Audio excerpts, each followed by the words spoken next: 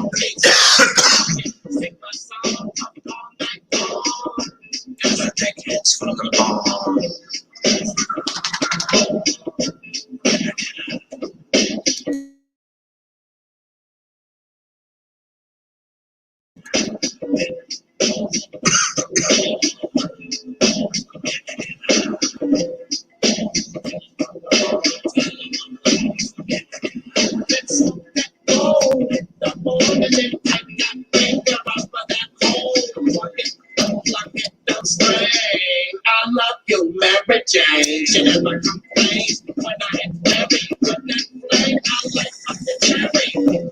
She's so good to me. When I put the brush roll, I clean the screen. Don't get me started. The smoke with the bubble and water. Stinking it cool, so I got to take my head and hold it. Just like John. I get the roll and I reload it. Get my foot up and bring it on.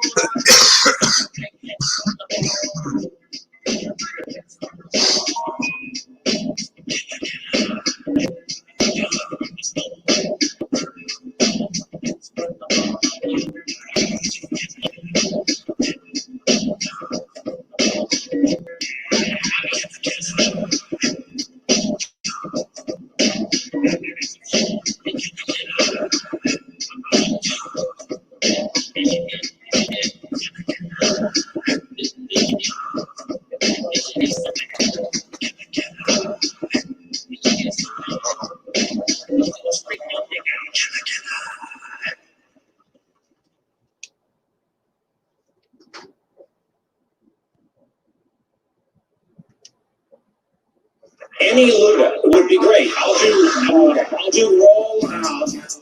Roll out. Got my friends, 40 roll out. And I'm That's funny. roll. I don't want to listen to that though.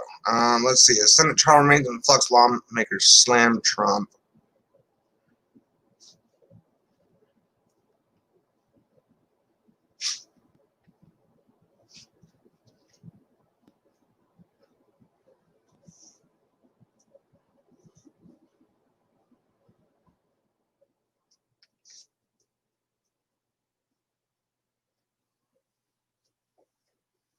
No, let's see what. And that's the situation in Washington, D.C., where security has reached a historic level in the city's famous public spaces and massive government buildings. ABC's Rachel Scott joins us with more. Good morning, Rachel. Eva, good morning, and it will be an inauguration like we have never seen before. All of it playing out against the backdrop of a raging pandemic and increased threats of violence. With just 3 days to go, National Guardsmen flooding into the nation's capital. We were there as hundreds touched down at Joint Base Andrews. By the time President-elect Joe Biden takes the oath of office, 25,000 will be on the ground. Our mission here is to protect our people and our property, and so we're going to do everything to make sure that they're successful. Authorities on high alert, already arresting one man who tried to get past the checkpoint on Friday with a handgun and 500 rounds of ammunition. But despite the threats, the ceremony will still take place outside. There will be no cheering crowds, no long lines of supporters. With Washington on lockdown, a 7-foot fence now wrapping around the entire Capitol grounds. I think that we cannot yield to those who would try and make us afraid of who we are. Supreme Court Justice Sonia Sotomayor will swear in Kamala Harris as the nation's first female vice president. But for the first time in more than 150 years, the outgoing president will not attend.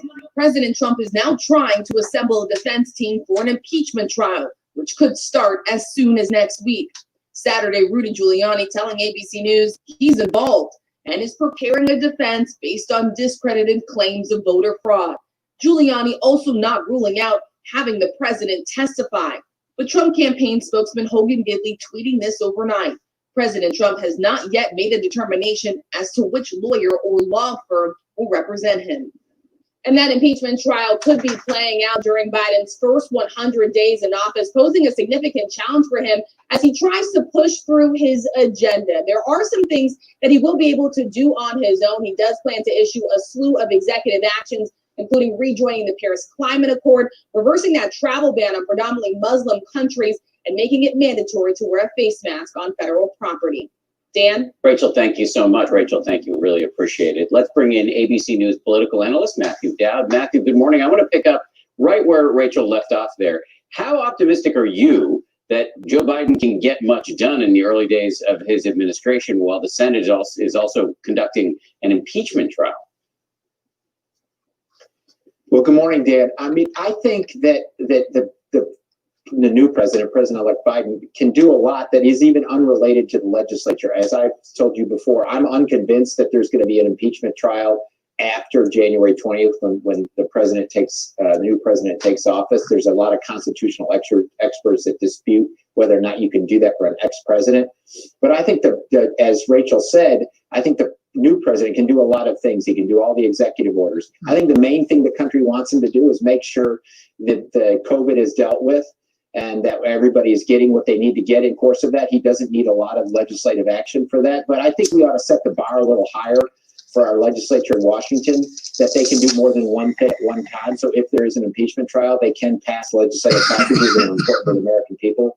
But the new president can do a lot of things that is unrelated to dealing with whatever is going to be happening in the United States Senate. Let's step back for a moment here. I'd love to hear your overall thoughts about this point in American history as we head into this inauguration that you and I have discussed offline. You've called it a pivot.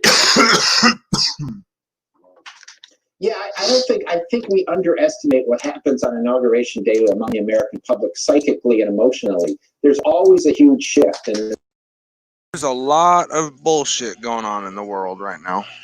We as a country, in a combination of things, have never been at a moment like this.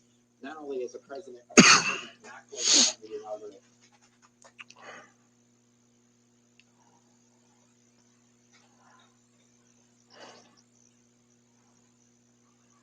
Biden plans to sign dozens of executive orders.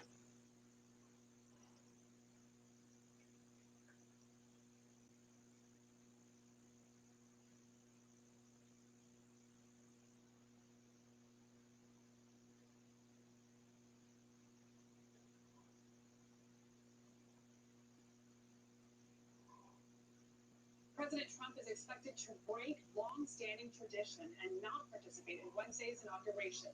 The first of several events for President-elect Biden kick off tonight. Nicole Killian has more from the White House. President Trump remained behind closed.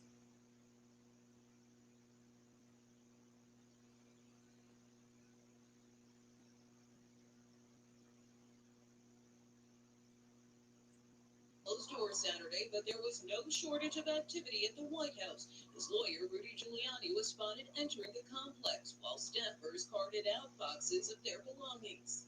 With 4 days left in his term, CBS News has learned President Trump is contemplating a final send-off full of pomp and circumstance on the morning of the inauguration. I, Donald John Trump. Mr. Trump will not attend the inauguration, unlike Vice President Mike Pence, who finally phoned to congratulate his successor, Vice President-elect Kamala Harris, late this week. 4 separate House committees launched a joint review of the Capitol insurrection as harrowing new details emerged about how close a mob got to the vice president and his family. At one point, rioters were less than 100 feet from where the Pences were hiding before the Secret Service evacuated them to safety. Health and Human Services Secretary Alex Azar cited the siege in his resignation letter and took a parting shot at the president, quote, "Unfortunately, the actions and rhetoric following the election, especially during this past week, threaten to tarnish these and other historic legacies of this administration." Donald Trump remains a threat to our democracy and will be held accountable. As the Senate prepares for an impeachment trial, House Speaker Nancy Pelosi declined to give a timetable for when the article could be handed over. So urgent is the matter. They're now working on taking this to trial. Tonight, inaugural festivities are officially underway for President-elect Joe Biden, with more events over the next 5 days. CBS News has also learned that Vice President-elect Kamala Harris will be sworn in by Supreme Court Justice Sonia Sotomayor on January 20th. Adriana? No comment. Oh yeah, and I'll be watching that.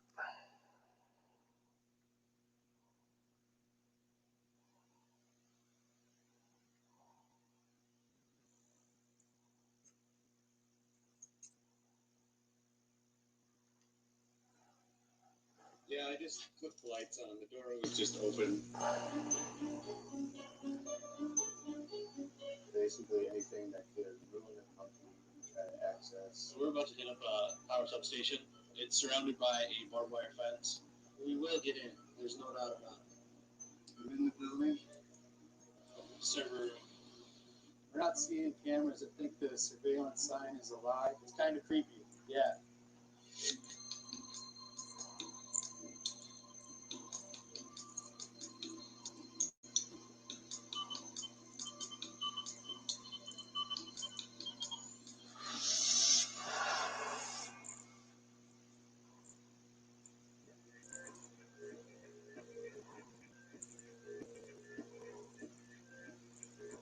We are the attacker team. We are offensive security. Our goal is to achieve full access. I'm extremely optimistic. This guy,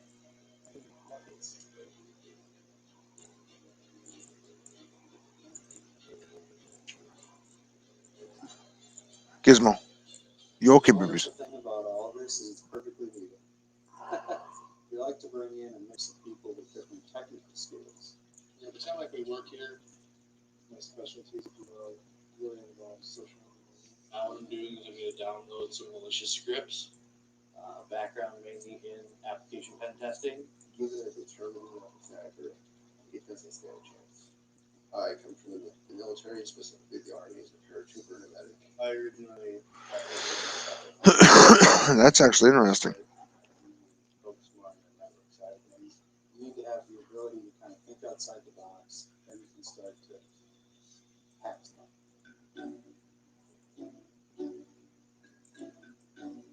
So we're currently on our way to the first ops location, where we'll be basically conducting reconnaissance just to see what the area looks like, where we're going to gain access, what things we need to be aware of. We're sort of close.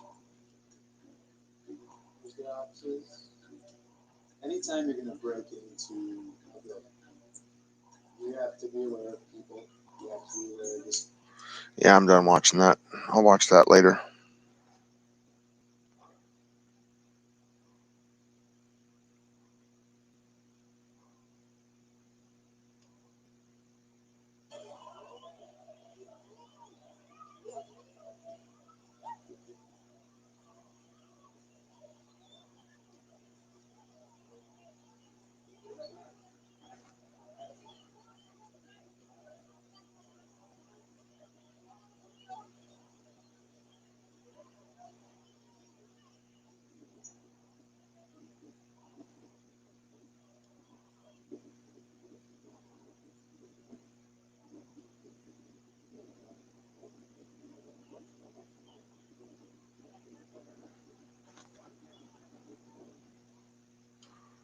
Wow. Okay. Let's see what's in more news.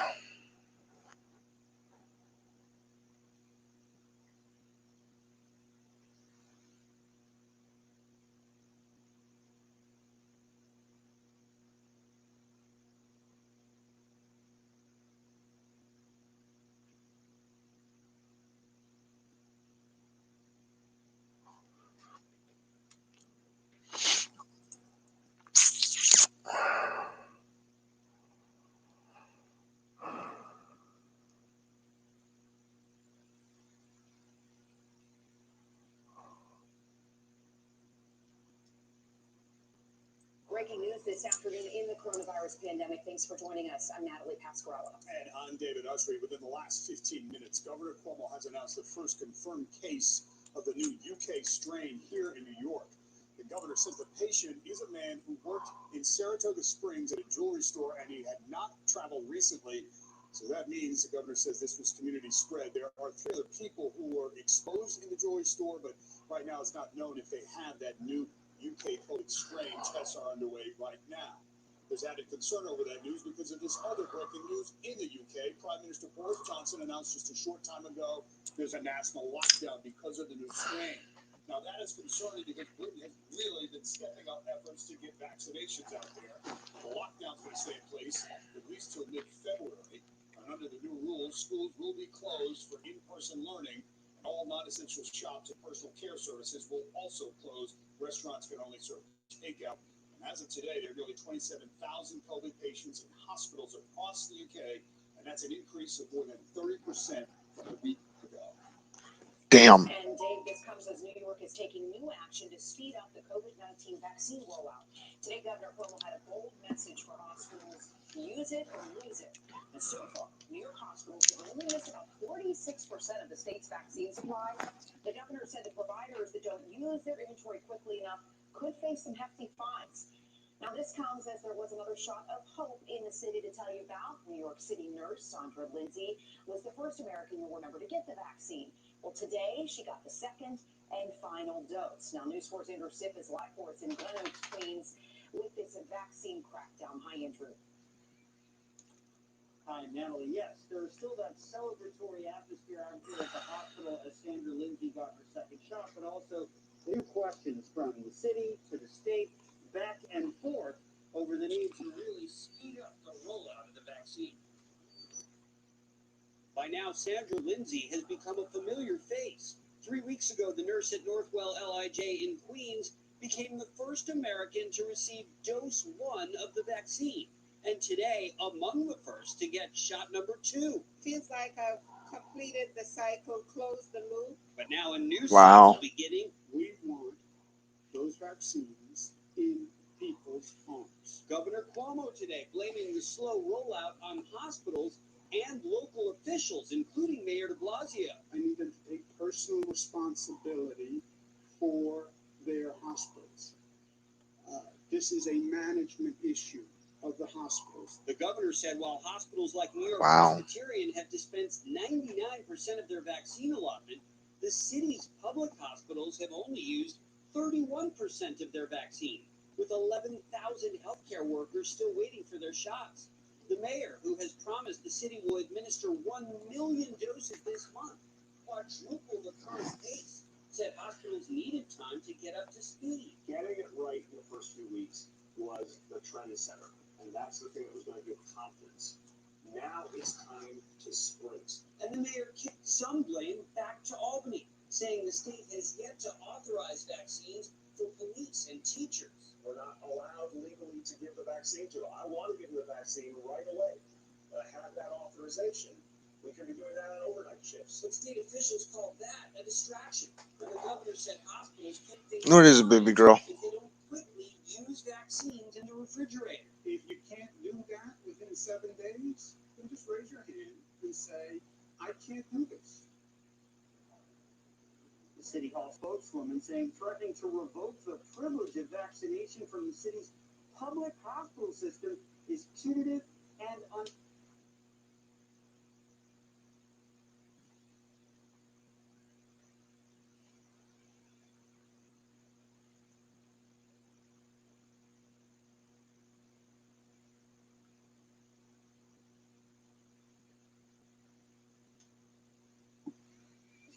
is NBC's political director and moderator of Meet the Press. Chuck, good morning. It's good to see you.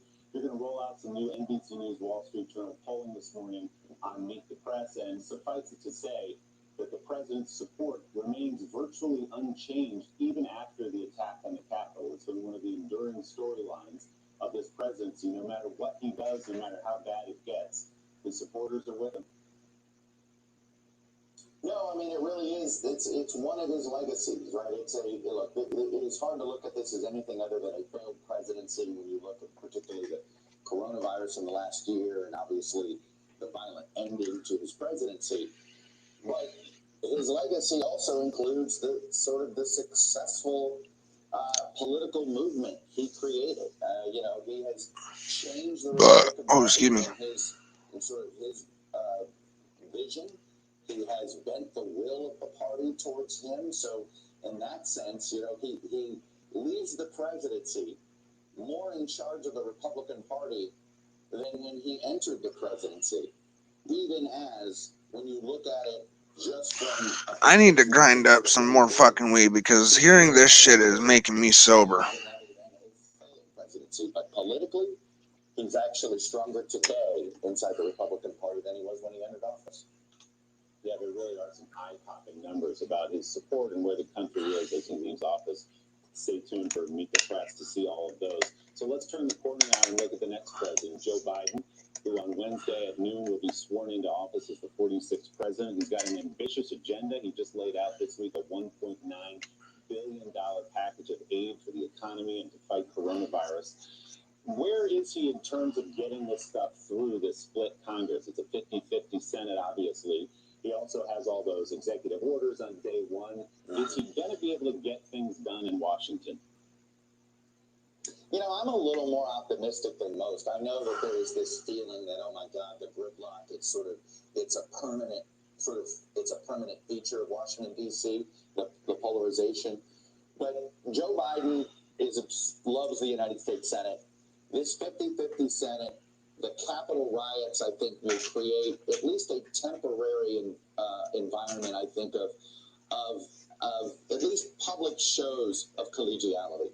I do think you're going to have some 24 Republican senators who are going to go out of their way to show that they want to attempt to work with the Biden administration in these first 3 or 4 months because of what happened on January 6th.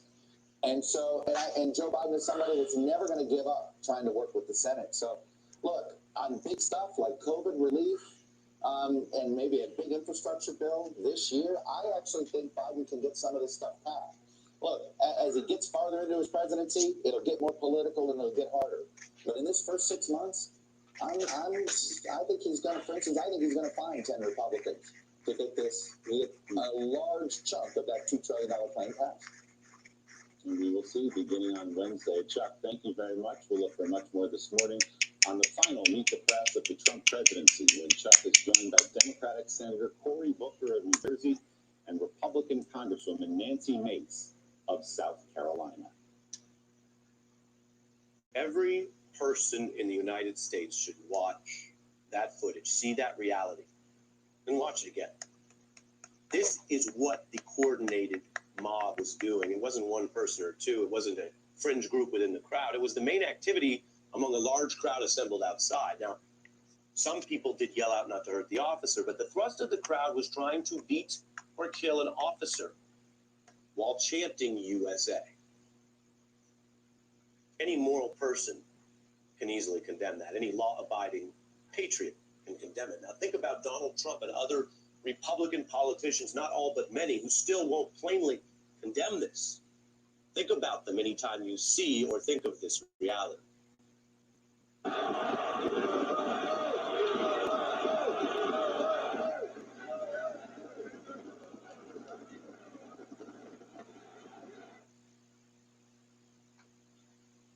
That was one crime-spree attack with violence. Reports indicate that particular officer escaped whatever else the rioters had in store for him, while police fought back the mob in the struggle at that increasingly dangerous checkpoint. They were forced to put their own life and limbs in service to the blockade, these officers. And when the MAGA rioters saw that that was actually the case, they didn't stop. They didn't cease. You will see several ruthlessly attacking officers in the front of that line, while new tapes also record The crowd threatening the officers, telling them to stand down, and if they didn't, they would get hurt even more. This is some of the video first released by a media group, Status Coup, and then broadcast, as I mentioned, by our colleague Chris Hayes. A warning, this video is violent and graphic.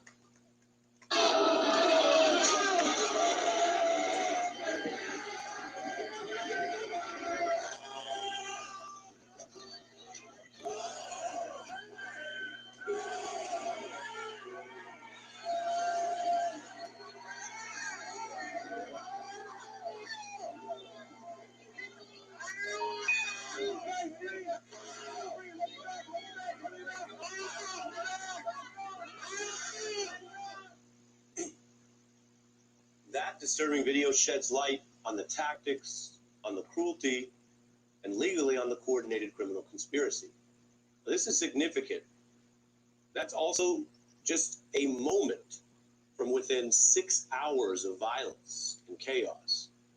It's one moment where the up-close video evidence is actually available to us across 6 hours from when the crowd first reached the Capitol steps around 2 until police resecured the Capitol at 8 p.m.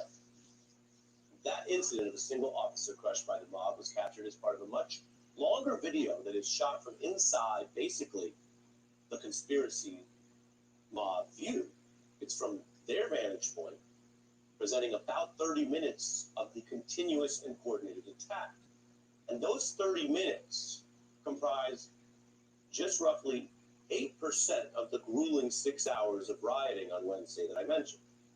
Investigators and prosecutors, they sift through these kind of videos in their entirety. They look for the full truth, not clips or not a viral moment. And sometimes more evidence can make things look very differently. Sometimes that can even be positive for the defendants. Other times it makes them look worse or more culpable or criminal, and that is the case for much of the emerging.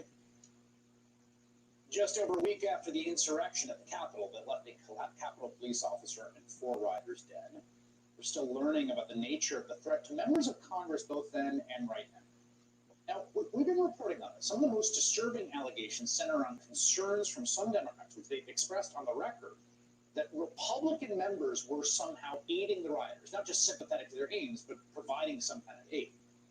Yesterday, Democratic Congresswoman Mikey Sherrill, herself a former Navy helicopter pilot, sent a letter to the acting sergeant at arms and Capitol Police, signed by more than 30 of her colleagues, requesting an investigation into, quote, suspicious behavior and access given to visitors to the Capitol complex on Tuesday, the day before the attacks.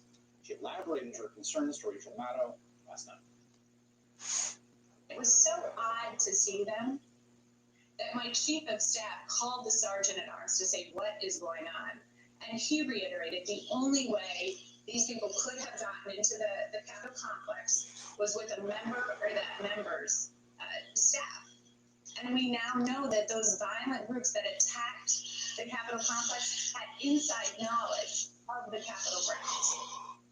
Speaker Nancy Pelosi thought there was enough reason to be concerned about the people sitting across the aisle, but after several Republicans bullied their way through the newly installed metal detectors on the way to the floor, she announced any member who refuses to be screened will be fined $5,000 for the first offense and $10,000 for the second.